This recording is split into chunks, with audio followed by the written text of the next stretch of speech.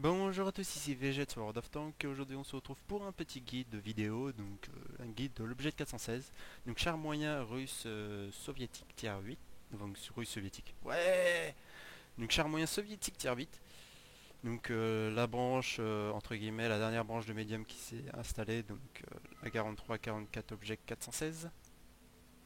Donc un 40, enfin bon, je vais pas commenter jusqu'au T34. T34 c'est un très bon char avec un très très bon canon, 57 mm justement, je le garde en réserve puisqu'il y a des tournois 55 sur le SL, donc je vous invite à y participer si vous avez des chars moyens tier 5. T34 c'est un bon char, vous avez aussi des chars premium qui sont pas mauvais. Mais bon, après j'ai pas aussi tout indiqué. A43, sorte de T34 amélioré, voilà, on va pas trop aller dans les détails. A44 qui est vraiment un bon échauffement à l'object, mais est vraiment blindé, la 44. C'est un char moyen, mais très très impressionnant, avec en plus le canon du 107 mm qu'il y a sur le T150. Pas très précis, il tire pas très vite, mais ça fait mal. Et derrière, après, l'objet 416. Avec une petite arbre, au départ, vous avez absolument rien. Voilà, bon, à part les radios. Et dans l'ordre des recherches, vu que le canon, c'est quand même 54 000 points de recherche. Alors, je me rappelle plus si on peut, mais je crois pas. Si on peut. Si on peut, parce que je suis à la point limite. Les chenilles, vous en avez pas besoin. Voilà, parce que regardez, charge max c'est 24,35 tonnes. Ici, je suis équipé ventilation fouloir. Donc ça veut dire que je suis équipé avec 300 kg de plus. Donc vous n'avez même pas besoin d'aller chercher les chenilles. Vous avez juste à aller chercher en premier la tourelle. Parce que au départ en fait la vitesse du tir du 100 mm ici est inférieure à celle qui est actuellement.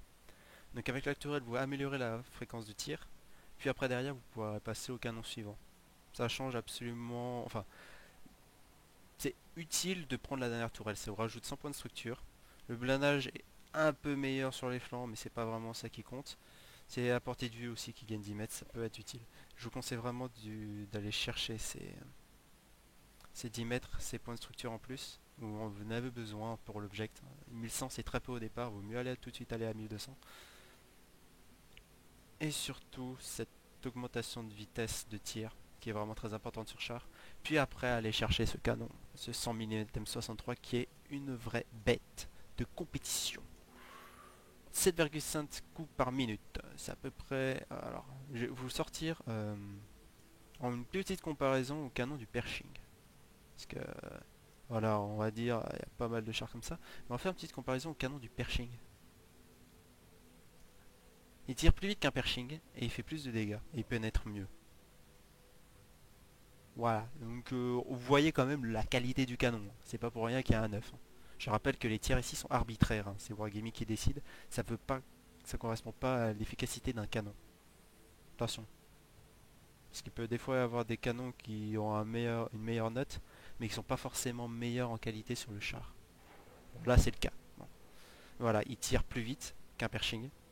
Il pénètre plus, 200 en AP, 330 en explosif à charge creuse, donc en hit, attention, c'est pas de la PCR, mais c'est quand même énorme 330, hein. Je rappelle que les hits T69 c'est du 250, ça fait mal. Dispersion 0,37, c'est une précision quand même tout à fait correcte, et une vitesse de visée 2,3, c'est aussi très correct. Donc vraiment un excellent canon pour ce char. Évidemment,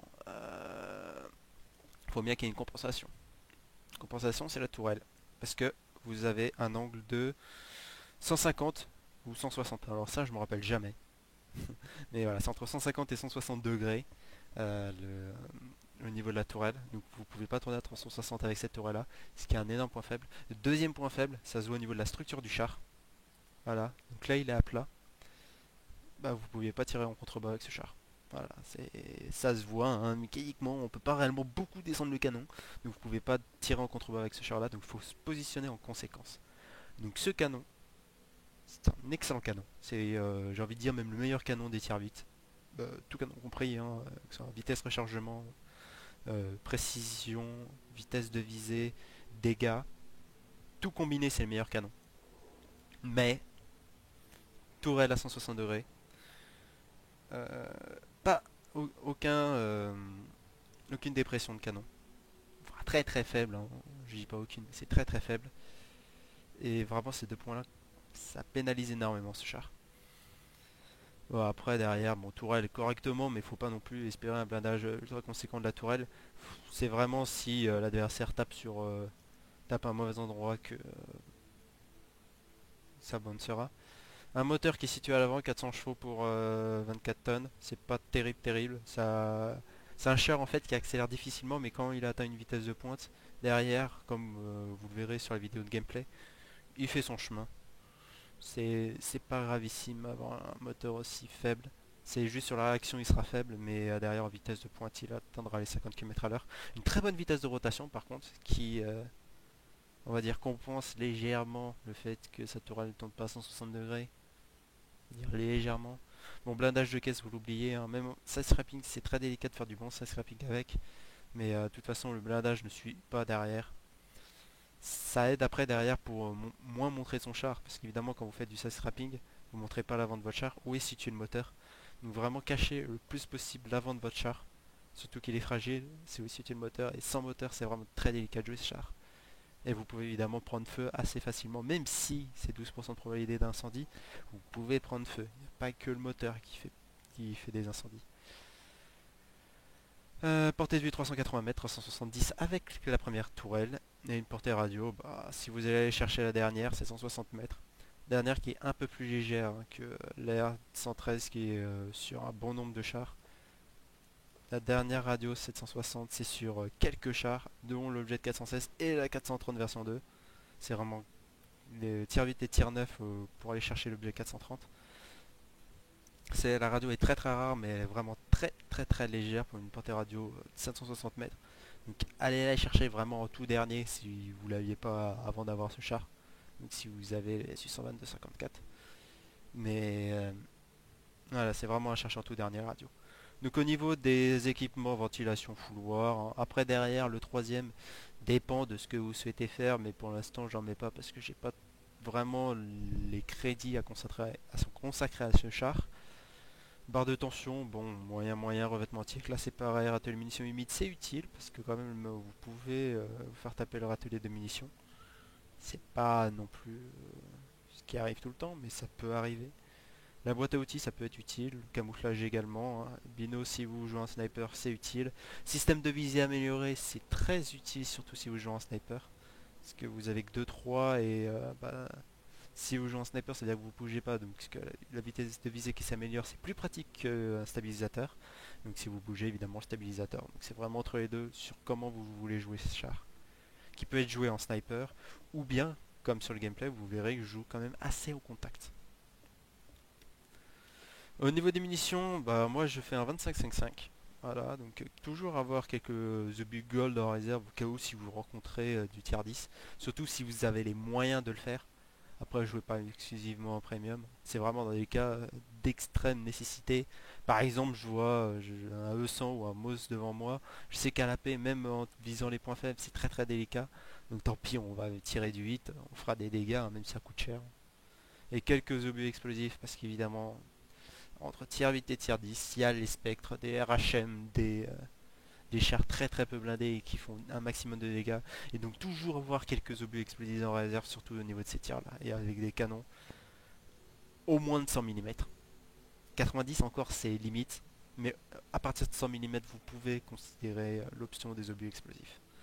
Et donc au niveau des consommables, hein, bon bah les trois classiques, hein. Après derrière si vous voulez avoir un petit peu de thune, c'est grande trousse, grand kit, extincteur automatique, ration de combat déconseillé, même j'ai presque envie de dire même dans le cas où vous faites mince.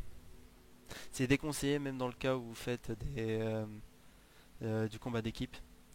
Ou bien alors c'est vraiment c'est à la place des grandes trousses de premier secours mais vous risquez la mort de votre chargeur qui est unique. Donc ça veut dire que si votre chargeur meurt, bah, vitesse de rechargement doublée.